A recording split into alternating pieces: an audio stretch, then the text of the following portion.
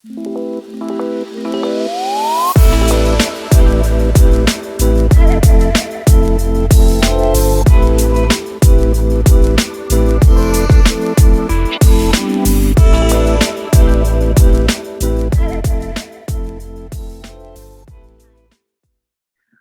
so today we're going to do another Notary 101, and we're going to discuss different types of loan products that are common for signing agents.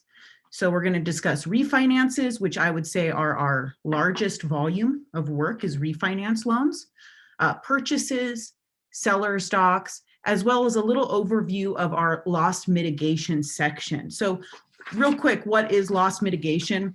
Basically, loss mitigation is a mortgage servicer's process for reviewing a loan to change the borrower's terms due to a hardship or a significant life event, the death of a spouse, a sickness, loss of a job. And they do that in order to prevent foreclosure. So it's like a lender's provision for those who had some type of hardship to edit their loan a little bit. It's like an internal refinance for signers for free based off of that hardship. So we do several different loss mitigation products. So we'll discuss a little bit about them. It's just a real general overview of the different loan products, and we're going to discuss some of the common issues and errors associated with them. So that's what we're going over today. So why does a notary signing agent need to become familiar with different loan products? Well, it's the notary signing agent's job not only to verify signer's identity and to issue their notarial certificates, but a notary signing agent also needs to guide the signer through the loan docs and ensure that all paperwork is completed accurately. Not all notaries are signing agents. Now, you have to be a notary to be a signing agent, but there's lots of notaries who don't know how to walk signers through loan documents and complete loan packages. So if you're a new notary and not yet a signing agent, this will give you a good overview of what you're going to get, what kind of products you're going to see. And remember, if the paperwork on a loan is not completed accurately or items are missed, this is going to cause delays in loan funding and recording. And delays cost money. They cost the signer's money, they cost the escrow company's money, lenders, and if you're working with the signing service, it's going to cost us money as well. So errors mean more work for everyone involved, and we want to try to limit the work because this is a complicated business, lots of moving parts. Less errors means it runs smoothly. So that's the goal. And as a signing agent, you can make everyone else shine based off of how you do your job.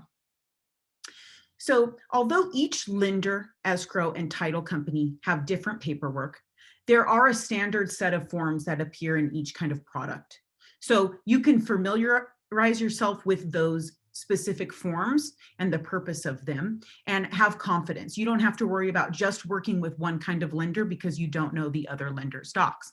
If you know the basics, you can do any signing. And it's going to increase your confidence, which really makes the job more enjoyable. When I first started doing notary work, I was scared and the job was not fun. But once I read the docs and asked a lot of questions and got comfortable, the job then became really fun and easy work. And it's also going to increase the signer's confidence in you, right? The better you know what you're doing, the signers are going to feel that, and the signing's just going to go smoothly. So that's why you might want to familiarize yourself with different products. Okay, so we're going to start with refinance first, and this is going to take up the majority of our time today. What is a refinance? It's important to know what it is before you handle that kind of a signing. So a refinance, we call it a refi, is the replacement of an existing debt obligation or loan with another debt obligation or loan under different terms. So a person generally seeks to refinance a loan in order to obtain a more favorable loan term. This can include obtaining a lower interest rate, to reduce payments over the life of the loan, to change the duration of the loan, maybe switching from a 30-year loan to a 15-year loan, or to switch to a fixed rate from an adjustable or vice versa. So why you might refinance, there might be endless reasons why. Another reason is you might want to cash out. So taking out any available equity and turning it into real money. So that's what a refinance is. And like I said earlier, the majority of what the work you're going to do with C2C is refinances. Borrowers tend to refinance when interest rates are low. So why was last year crazy in this industry? Because interest rates are low. So people were refinancing and taking advantage of those low interest rates. So in a refinance, if it's a borrower's primary residence, there will be a 3-day right to cancel. So that's always going to be included for a borrower who is refinancing their primary residence. That 3-day right to cancel means the loan cannot fund until the 3 days have passed. And Sundays and federal holidays do not count, but Saturdays do. So if you're doing a loan and it's someone's investment property that they're refinancing or their second home, you're not going to see a right to cancel because they don't apply to investment homes and second homes. When you refinance, you do not have a right to cancel, only for when you refinance your primary residence. A refinance loan set is going to include what I think of as 2 different sets that will mean you have a full package of loan docs. You're going to have the title and escrow docs, which we call escrow docs, and the lender or loan documents. So the documents from the lender. Escrow docs comprise of maybe a quarter of the loan docs in a set of loan docs. The majority of what you're signing is from the lender, the loan docs. And when you have both of those docs from those 2 different companies, you have a full set of refinance loan docs. Right before we started the meeting, Hannah Guerrero, our office manager, told one of our team about an error that we made. We uploaded loan documents twice and we didn't upload escrow docs. We're going to have to waive that fee because our team didn't present the full package to the notary. And the notary, who could have really saved our butts, didn't, and just signed the loan docs and didn't say, hey, where's those escrow docs? Generally, escrow docs are also going to include the return label. So what happened was that the notary didn't have a label, so she didn't ship the docs out yesterday, and our team didn't catch it. So if you have your escrow docs and your loan docs, you're good to go. If you have one but not the other, don't go to the signing. Scream until you get an answer, like we always say. Now, with refinances or really any loan, every lender is different.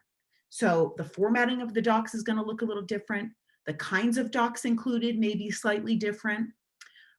Refinance page counts can vary from 60 pages for very few lenders who have a small set of docs to up to maybe 200 or more pages, with as few as 1 notarization to as much as 15 notarizations. It really depends. Every lender is different and every loan might have different criteria. That means there's more or less docs.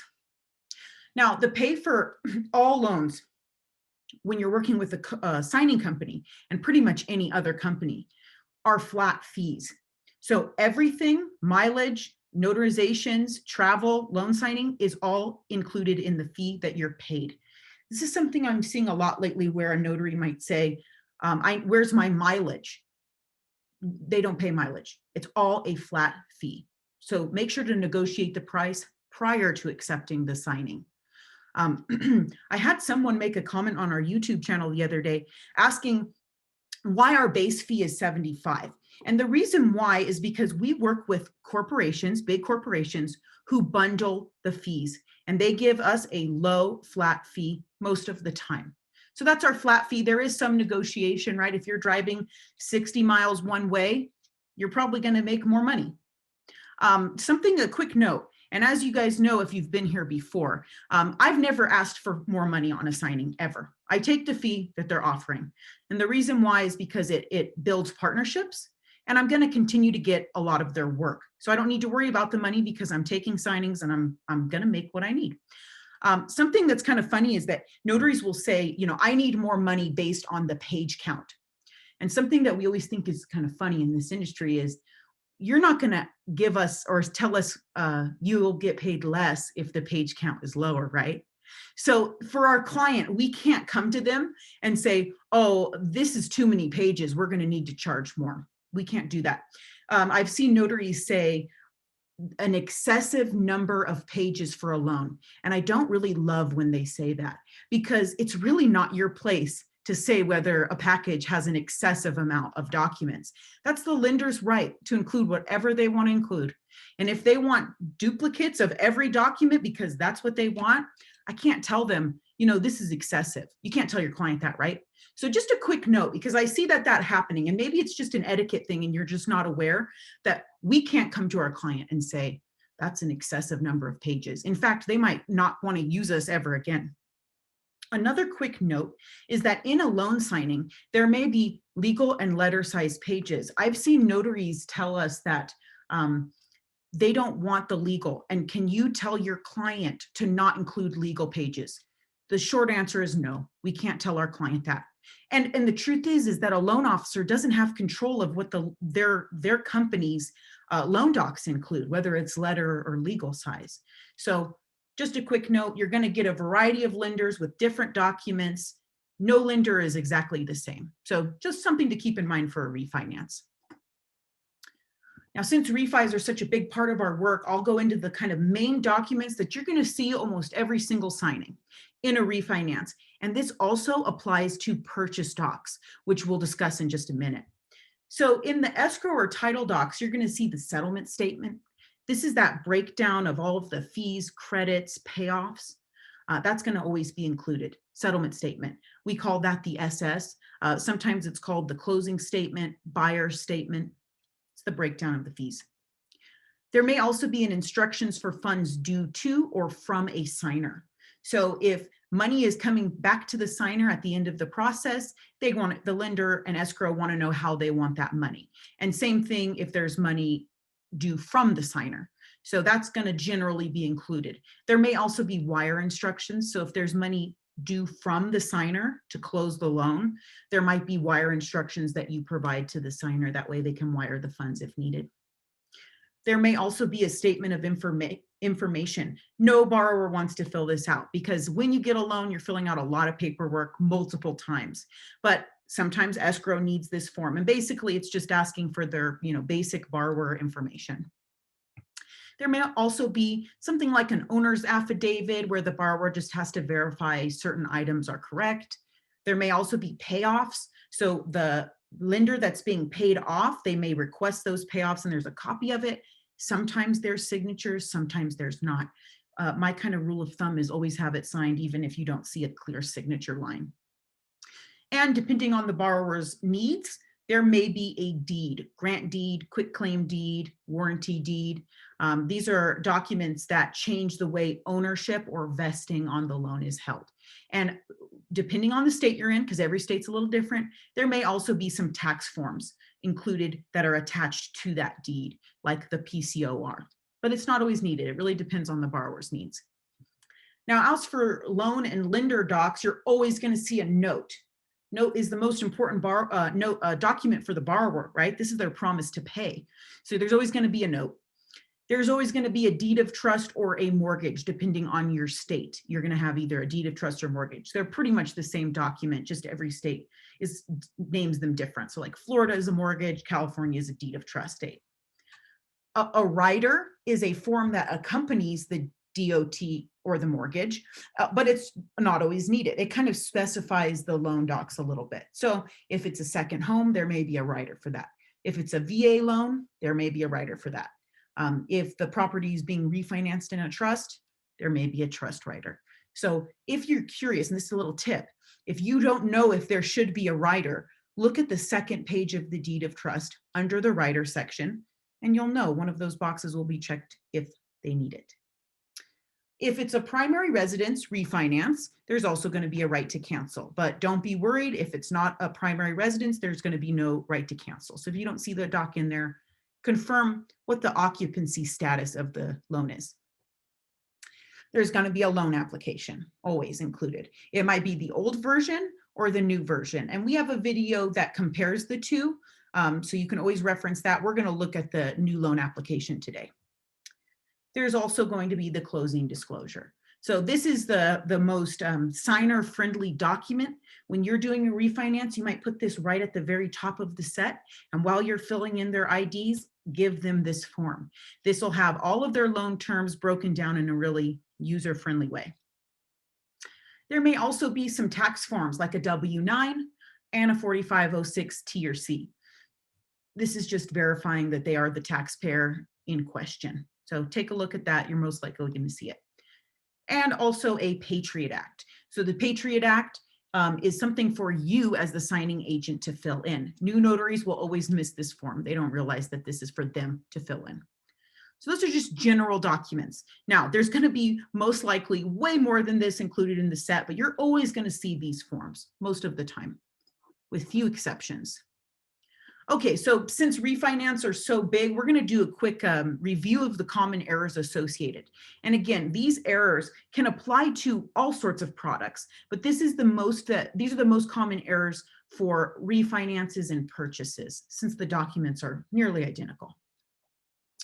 Okay, so notarization errors, I'd say, are probably our biggest error. And Hannah Guerrero, our office manager and our quality control manager, will tell us this is our biggest error. Notaries not knowing how to fill in the form or making little errors associated with filling it in.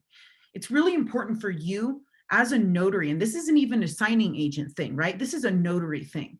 Get to know your state's notarial forms, your acknowledgments and your jurats.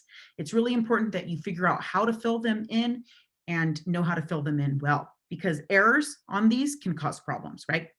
And of course, double check that you signed and you're stamped. You're always going to sign and stamp an acknowledgement and a jurat. That may seem basic, but missing stamps are probably our, I don't know, number one error. Okay, so we're going to look at California, because I'm in California, and maybe that's the majority of the work we do, maybe half, a little less than half, is in California. And we'll look at other states' acknowledgements as well. So in California, this is what an acknowledgement looks like. The top will always have this box in California. And if it doesn't, it's not a bad idea to print out some loose acknowledgements and jurats, so you can easily just add in a loose leaf if the form that you're notarizing doesn't have this box, or get a stamp. The stamp is very helpful, probably costs like $10 to get. So make sure to get that, or print out lots of acknowledgements. So this box is only for California, and it basically says that the notary is just verifying the identity of the person who signed, not the truthfulness, accuracy, and validity of the document, right? That's not our place. We don't want to overstep and go, well, is this true? That's not our job. It's to verify their identity and that they know what they're signing. The venue is always at the top. If the venue is wrong, you can easily cross that off, insert the correct venue, and initial. And this is where the signing took place, not the subject property, because the subject property can be in any state, but your notarization needs to put, you need to put where the signing took place. Then the day of the signing, before me, and in California, you insert your notary name here. Now remember that your notary name is the same name that's shown on your stamp. So I just had this with one of our employees who became a notary. She had her notary name, her full name, Jade Lee Bose.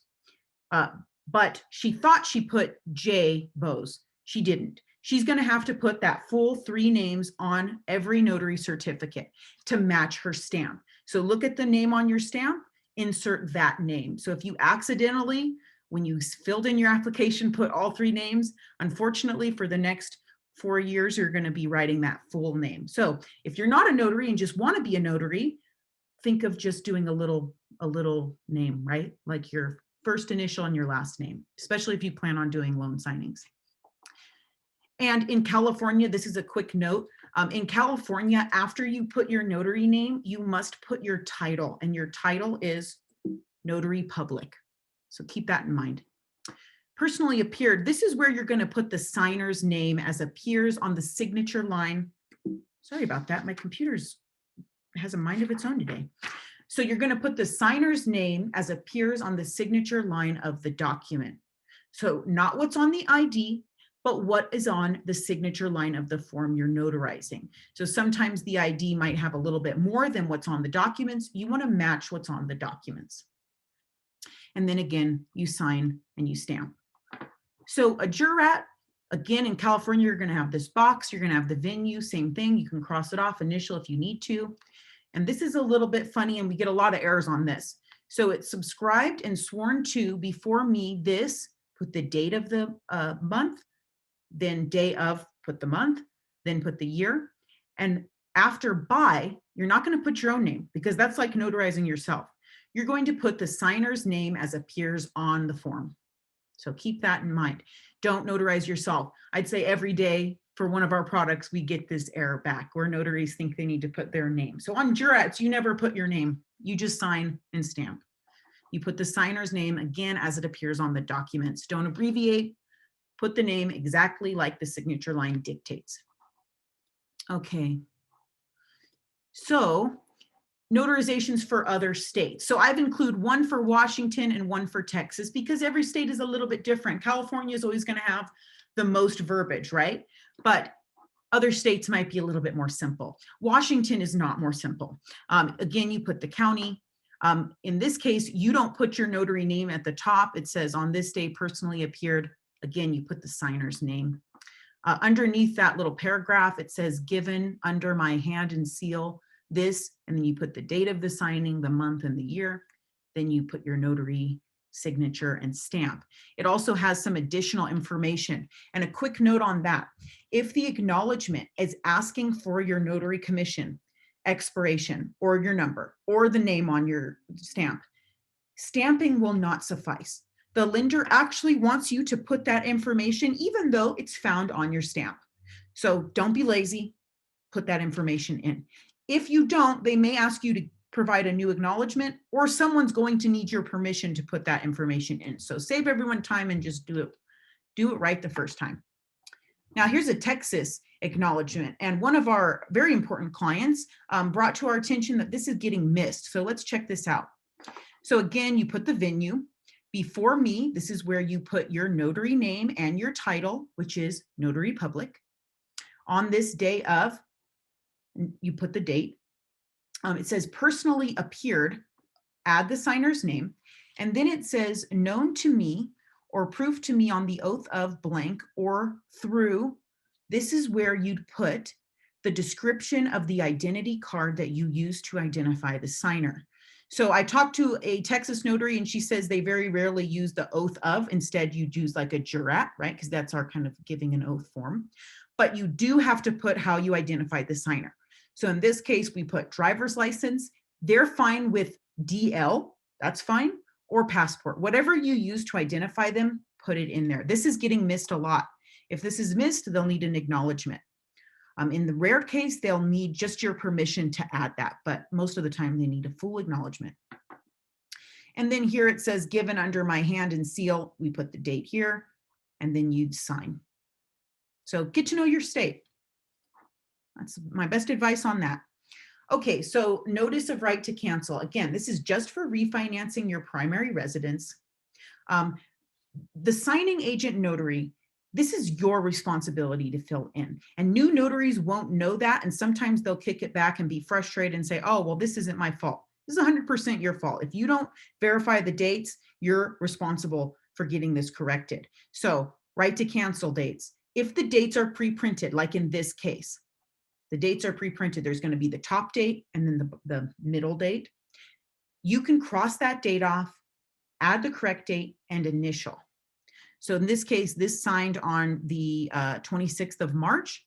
This top date needs to match the signature date at the bottom. And then I referenced my right to cancel calendar, and the right to cancel for the 26th was the 30th. Always double check if they're asking for initials. Sometimes they do.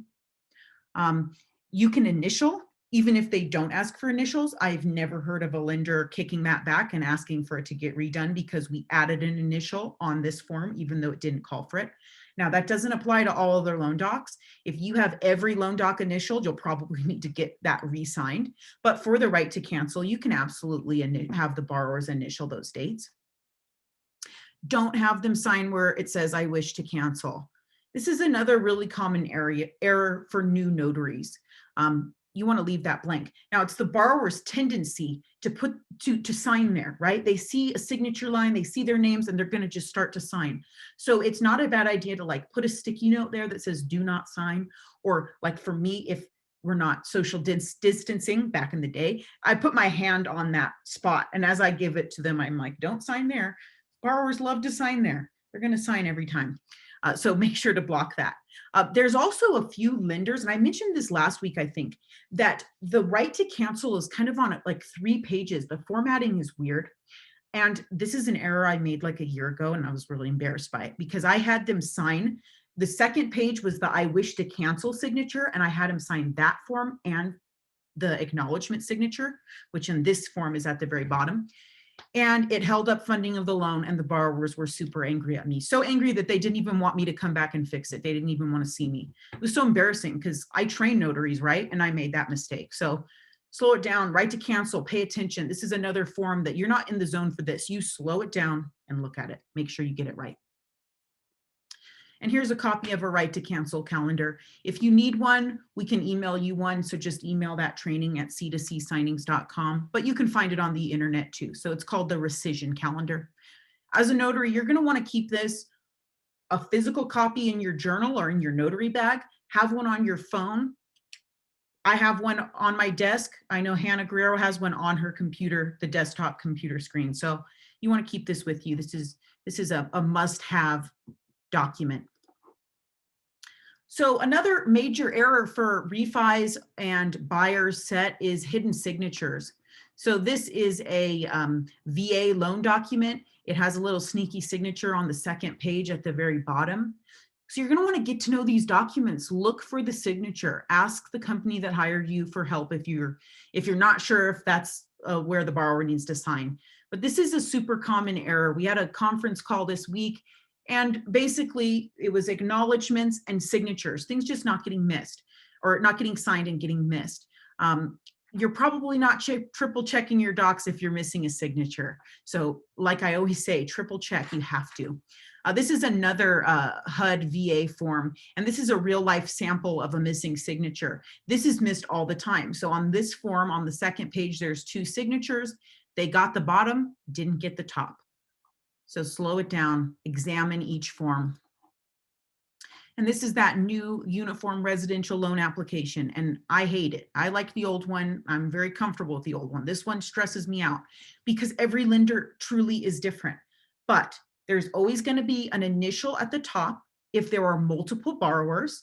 So if the borrower is applying for joint credit with their spouse or their relative or their business partner, there's going to be an initial here at the very top. So section 1, there may be an initial. And every signer on this who has an application, so every borrower, only needs to initial their application. But if you have all the signers initial the application, that I don't think is going to be a problem. But really only one person needs to initial each section. So section 1, we're going to get an initial. And then section 6, there's a signature. It may just call for the one borrower whose application it belongs to, or it may have both or all borrowers sign section 6. Just take a look. I can't tell you that it's going to be one way every time. Every lender's different. I saw a lender the other day who had a 3rd signature required, and it really freaked me out. So just be diligent, look at the form, see what it's requiring.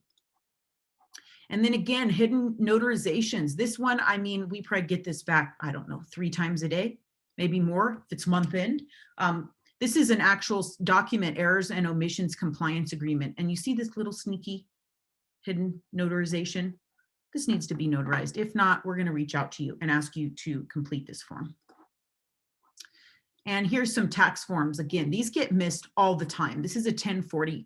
If a 1040 is present, you must get it signed. It may look like it's already been signed. It may be a really ugly copy because no doubt that's something that the borrower sent to the lender. So it may be just a copy, but there's a sneaky signature at the top, like the quarter of the ways down on the first page and then halfway down on the second page. So keep a lookout. Same with hidden initials. You know, you want to ensure that all signers who are listed on the signature line of the document initial if the document requests initial. So this again requires you to look at the form. Look at the bottom right, generally has the initial spot if it requires an initial. If a signer is not listed on the signature page and they initial, that may need to get re-signed or re-initialed. So again, look at the signature line, see who it's requiring, and then have them initial accordingly. One of our lenders doesn't like, if this initial is missed, they won't let us just go back out and get the initials. We actually have to have those docs shipped to the signer or the notary, and then they have to take the original back to get the initials, which is a pain, and it costs 2 FedEx labels. which are money. And a lot of times the notary has to pay for that label, or coast to coast, whoever the signing company is. So slow it down. It's easy to miss initials. Make sure you don't. Okay, so now we're going to go into purchase buyer's docs. So when you purchase a new home that is secured by a loan, you need to sign a set of loan docs with a notary. Purchase loan documents look similar to refinances with just a few exceptions. Urgency is really critical when handling new purchase docs, as errors on the documents can result in delays in acquiring the property or getting the keys. And boy, do we have stories about that. So like I said, if you make an error, urgency is required. If a notary makes an error, correction, it requires immediate assistance on corrections. So if you have a full day ahead of you, figure out a way to get that correction that day as soon as possible. We have paid borrowers moving costs because notaries did not correct their errors in time. And so they were stuck at hotel waiting to get into their house because the notary missed something. Like I said, we've paid moving costs, first months of mortgages to try to resolve the error. And so you don't want to have to do that. We're not going to maybe ask you to do that, but that's what our client expects of us. So if you're doing a purchase, you have to be able to drop whatever you're doing and get the corrections done if necessary.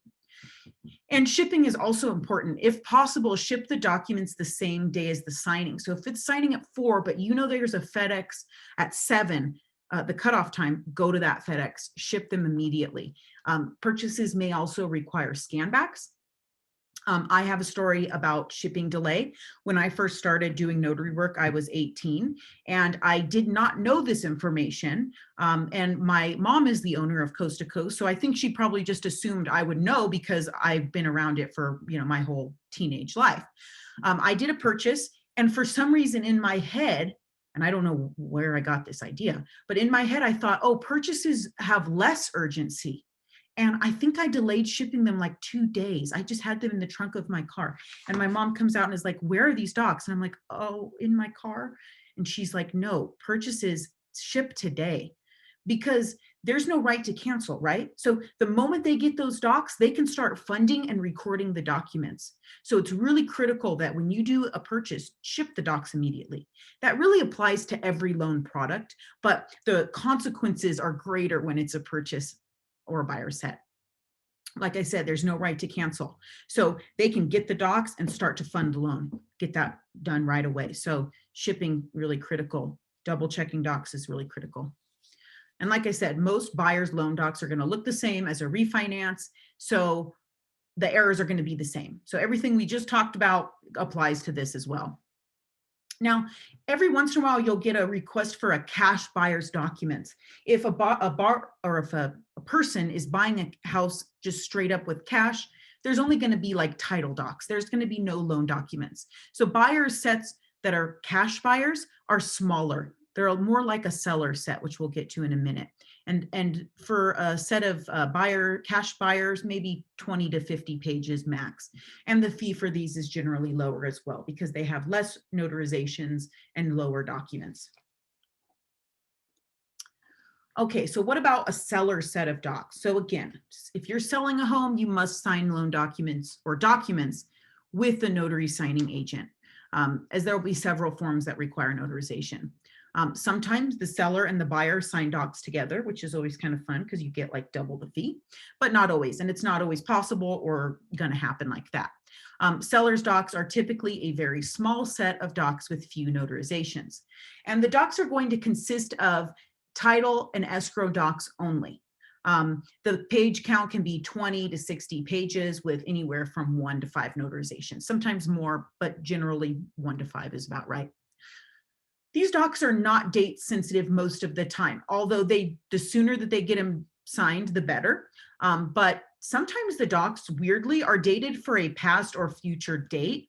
If you see that, just make sure that the signer is signing current date and that you're notarizing current date. It's a weird thing. I did that once where all the docs were dated for tomorrow, which in a refinance or a purchase is a big no-no. You can't sign post-dated docs, right? It's like they don't exist. But in seller set, it actually is something that happens. Seller's documents can include, will most likely include a seller's settlement statement. So just like in a refinance, there's like a closing settlement statement. There's going to be one for the seller. There's going to include some kind of deed that changes the property from the seller to the new buyer. So a grant deed or a warranty deed. And there's most likely going to be some disbursement instructions. So sellers have the best part of that process, right? They get money at the end of it. So there's going to be some kind of form that either they have to fill in whether they want a check or they want the money wired. Now, there are more documents included most of the time, but every lender is different. I reviewed maybe 50 packages of seller's docs, and those are the docs you see in every single set. Other than that, it really depends on the circumstances of the purchase. Now, notary signing agent errors can result in delays in recording the deed, which can delay the closing of the transaction for the buyer. So it's important that, same thing with purchase, errors are handled with a sense of urgency. Another miss on our team's part this week is that we uploaded a label going to the wrong place for the notary. So the notary did everything right. They shipped the docs using the label we provided, but the label was wrong. And then the docs were lost. They were at one of our clients' offices. We eventually found them, but our client was worried that it would delay that recording of the deed, them not getting the original. So that was not a notary signing agent error. That was a coast-to-coast error, which does happen, but it just shows the consequences of errors when that happens. Now, again, fees on these products are generally lower due to the page and notarization count. And I would say that sellers' signings go really fast, even for new agents, under 30 minutes generally, because the page count is so small. So that's just a little overview on sellers' docs. All right, so now we're going to go into the loss mitigation section, and the end is near of my presentation. Okay, so first product is the loan modification. So if a borrower falls behind on paying their mortgage payments, they may be at risk for foreclosure. So some lenders offer a loan modification to help the borrowers keep their home. A loan mod is the agreement between the borrower and the lender to change the original terms of the loan, such as the amount, term of loan, interest rate. So these are a really tiny set of loan docs with typically 2 to 6 signatures required and maybe 1 or 2 notarizations. Although they are small, if you mess up on one of these and it's not signed properly, we're going to have to re-sign the whole set of docs. So unlike a purchase or a seller set or a refinance, where if you miss a signature, no big deal, you can just get that one page signed. With a loan mod, most likely we're going to have to re-sign the entire thing. It's a tiny re-sign, but it's still a pain, right? So scheduling these is really critical. On the call with the borrower, you want to make sure that all parties are present, because if one signer is not present, additional trips to the borrower, pay for them, may not be approved by the lender or the title company. The reason why is that most of these loss mitigation products are free to the signer, and they don't make money doing this, not initially. So the pay that they give us is incredibly low, and they're very tight with approving additional charges. So I don't want you, even though we love the effort, and I think it's awesome if you did this, but we might not be able to pay you. We'll probably pay you, but we're going to lose money. So if you're at the signing and you realize that someone else is in another state or in another city and you decide, oh, I'm going to go get them after, that second trip might not be approved for pay. So you really have to hold out. Even if you're thinking, I'll get it done no matter what, we want to pay you and we want to make sure everyone gets paid. So make sure that you communicate with the people that are hiring you, because additional trips don't always get approved. Coast to coast will pay you for the additional trip most of the time because we appreciate your efforts, but that doesn't mean we're getting paid. And now we're working for free or losing money, which, we're not a charity. We try to make some money. It's important to keep the business going. Now on these products, and this applies to the 3 that we're going to discuss today, the signature line, the signatures must be signed exactly as the signature line dictates. So if the signature line has the borrower's capacity, for example, trustee, or an AKA, they must sign as the signature line reads. So if it's like for me, Virginia White, AKA Virginia Cherubal, I have to actually sign for that whole sentence. And this applies to most of these loss mitigation products. Scheduling is generally open time and date according to the borrower's availability, unless the lender previously scheduled it, which most of the time it's open. So you and the borrower can kind of work out a time. I have notaries who decide that their whole career is going to be loan modifications because the scheduling is flexible and it goes really fast. So you might make maybe only $20 to $40, but it'll take you like 10 minutes to make that money. So you can kind of book your day out if there's a lot of loan mods in your area. And here's the one document that will almost always be in a loan mod, which is the Home Affordable Modification Agreement, the deed of trust. So this is a sample of one where it has the signature here, and this is how I did my AKA, signed there. This is the notary's notarization. There may also be a third or a second notarization on the last page of the deed of trust. That's for the lender, and it says a lender's acknowledgement. So you don't need to notarize that. All right, so let's talk about a partial claim. So a partial claim loan is an interest-free loan from the HUD to get caught up on overdue payments. So this partial claim loan is subordinate to the first or original mortgage and doesn't have to be repaid until the first mortgage is paid off, like when you sell the property or if you complete your first loan, pay it off. This product can provide relief to a borrower who may be 4 to 12 months behind on their payment. So under a partial claim option, lenders authorized to advance those funds that they're behind on to reinstate a delinquent loan. This past year, due to COVID, we had thousands of partial claims. It was really crazy because it was a real popular option that the lenders provided. Again, these are tiny sets of docs, 15 to 25 pages, and generally they'll only include a partial claims promissory note, so a note for that amount. So if you're behind your payment like $20,000, the note will just be like a little $20,000 note. That'll be like the second to your primary. There's going to be also a partial claims mortgage or deed of trust. There may be some additional disclosures like an errors and omissions or an occupancy affidavit, but those two are the big ones that are going to always be present. Again, borrower to sign exactly as the signature line dictates, and dates must be clear and unaltered. A lender can kick it back if they don't like the date. So make sure the borrower date's really clear. Generally, there's one notarization, one or two. Again, errors on these documents may require a full re-sign. That just happened the other day. The notary missed a signature from the borrower and they had to re-sign the whole set. So double check. It's only like 2 or 3 signatures. You'd be surprised at how many errors. We have a whole quality control department that's devoted to just this loss mitigation section, because even though it's a small set, lots of errors. So you want to triple check your docs, as you always do. And again, I mentioned it, the fees on these products are generally low because of how quickly they can be done. So that's why if you see us sending out a request for $25 or $40, one, we don't get paid much. Our margins are incredibly slim. We only make money by doing a lot of them. That's what you're getting. But generally with something like that, you're making a quick $40. You'll be in and out of there in like 10 minutes most of the time. And again, scheduling is generally open time. So these are nice. If you see one and you're new and it says like TBD, accept it, because you could probably work it in with your schedule. And they're generally not date sensitive. Depends on the lender.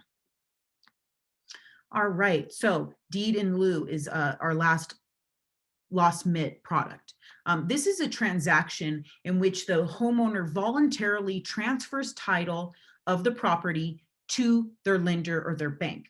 In exchange, the lender agrees to forgive the amount left on the loan, and this is done to satisfy a loan that's in default and to avoid foreclosure proceedings, which are a pain. So if a borrower knows they're going to go into foreclosure unless they do something about it, they may have a deed in lieu, where basically they deed the property over to the lender, and in exchange, they don't have to, they're forgiven of that loan. So it's like an exchange. In exchange for not paying back that debt obligation, they give the lender their loan. Again, this is a tiny set of loan docs, maybe 10 to 20 pages. In the set, you will always have a deed in lieu of foreclosure document. That is the deed that transfers the property to the bank. There's going to be an Exhibit A estoppel affidavit This is another form that's included that basically describes what they're doing. And then an exhibit 100 or personal property release. And this form will generally just describe that the borrower promises to leave by a certain time and that the property will be left in a broom swept condition, so not trashed, right? You ever hear of that when someone trashes the home that's in foreclosure? So it's just saying that they're going to remove their personal property and that the house will be vacant at a certain date. Same thing as the other products, borrowers to sign their signature line or sign their name exactly as the signature line dictates. Dates need to be clear. 1 or 2 notarizations generally, typically not more than that. Again, if there's an error, it may be a full re-sign, so slow it down. They may seem easy, but errors do happen.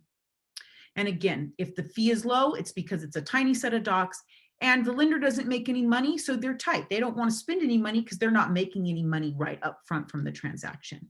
But the good thing is that scheduling is open time and date. So you can make money. Hey, you have a 4 p.m. and a 7 p.m. and right in between you can fit in a little $40 signing. So it's worth it, I think. All right, so last slide, just to kind of sum it up, here are some pro tips that I think will be helpful. It's important to understand the general purpose of the kind of loan you're handling. It's going to give you confidence, it's going to make the signer feel confident if you know what you're doing and what the purpose of the loan is. Always, if you have the time, review the docs ahead of time and ask the person who hired you any questions that you have. If you're unsure of a document, ask us. And when in doubt, read the form and then search the internet. Google is wonderful. I had some questions on a document this week, typed in what is this form, and it gave me what I needed to know. So don't be afraid to do that. If you're at a signing, don't leave a document blank or unsigned without letting everybody know. So even if you call someone, when you update the website, put a note about that form. Otherwise, when the docs come back, the lender's going to think it was a notary error. So don't let anything go blank or unsigned without letting everyone you possibly know. If you don't have the forms completed accurately, there can be a delay in funding of recording of the loan. There may be penalties and fees that occur for the signer, lender, escrow, and signing company. And failure to complete the forms accurately may require a return visit, again, at your own cost. So it's in your best interest to only have one date with the borrower. And the lender is going to think of these, what I've told you, these errors as a notary signing agent error. So it's important to take responsibility and get them fixed. And lastly, take advantage of all the notary signing agent training out there. I was checking out YouTube, and we have our YouTube channel, Coast to Coast University, which has all of our Zoom meetings that we've recorded and we post every week. But there's so much good stuff out there. So take advantage of it. I check out other people's videos and learn new things all the time. So it's important for you to do the same thing.